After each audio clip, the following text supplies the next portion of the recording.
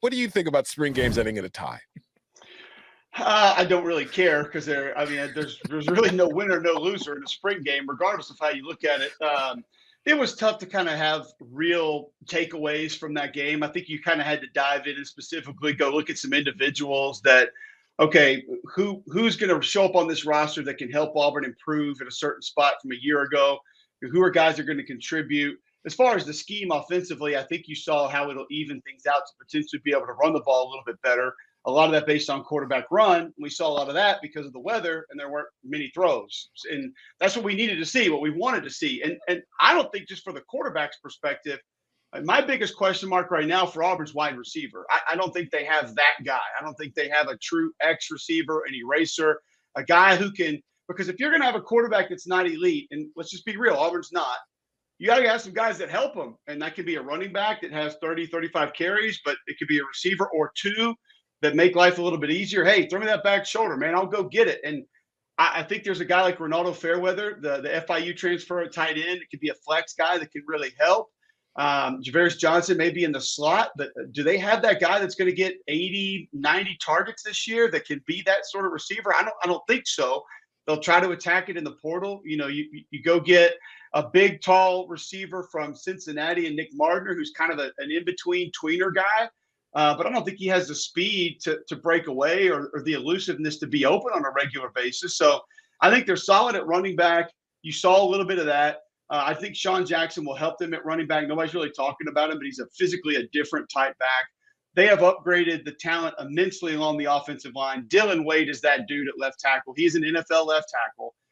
You get Avery Young at center from ECU. I think he'll help. Xavier Miller, the junior college tackle, who's the number one JUCO tackle in the country. I wanted to see him because I can't find junior college tape. I don't know if it even is kind of like the Pac-12 network. I don't even know if it's out there.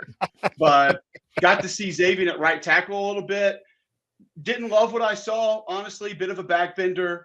Technically, fundamentally, he's got a way to go if he's going to be able to help. And then the quarterback thing's just kind of going to be what it is. I think Hugh can help whoever it is take a few steps and be better than maybe what we saw last year, if it's Robbie or if it's TJ Finley or even Holden Garner. But I do think if there's a certain someone, and there's a couple of them in the portal, that Auburn and Hugh Freeze would consider attacking that guy and trying to get them on the roster as well. Interestingly, I don't know if you guys caught this last night, Hayden Wolf from Old Dominion, who has 1 year left to play. He's from Florida. His coach, Ricky Ronnie, he jumped in the portal last night. His coach, Ricky Ronnie, said he really has different off-field pursuits than what we can give him up here and really wants to get closer to home. So it's like I'm trying to rack my brain. Okay, what programs in the state of Florida will get there might need a very experienced quarterback or Auburn is fairly close to Florida. So who knows? Cole, I had a question for you on this. Is Auburn's offensive line better than its defensive line? And if so, when is the last time you can say that about the Tigers? 2010, maybe. So you think it is?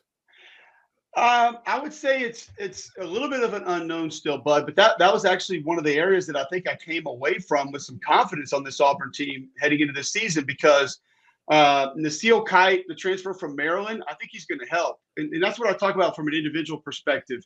I saw him strike and shed a couple of times. He won a few one-on-one pass rush drills, not drills, but reps. And so you look at him and you say, okay, he's a little bit different body type from your typical SEC interior defensive lineman. But when I watched him at Maryland, he gets sideline to sideline really well. I think he'll help. Justin Rogers can flat out play. Now, he's not as loose as a Derek Brown was or a Marlon Davidson was, but he'll hold the point inside, and Auburn hasn't had that in a while. Jason Jones, big Oregon transfer, did some nice things last year. Consistency's got to come along.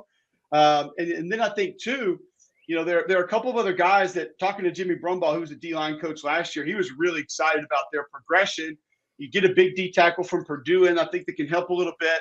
The only reason that I may lean offensive line right now is there's no real edge presence. And I think when we talk D-line, we sort of include that this day and age. Like, you've got to be able to get it off the edge. I don't know if Auburn has that guy, but I actually came away with a lot of confidence on the interior of that Auburn defensive line. Like, Jeffrey Imba is one of those players, the sky's the limit, but he just hadn't played a ton of football in his life, much less college. So I think he could be a guy that comes on and helps them. It's just, I think right now it's interior heavy. as to what Auburn is going to be up front on defense. But I also don't think the O-line has any depth, so it's hard to just say that group's a whole lot better than the defense.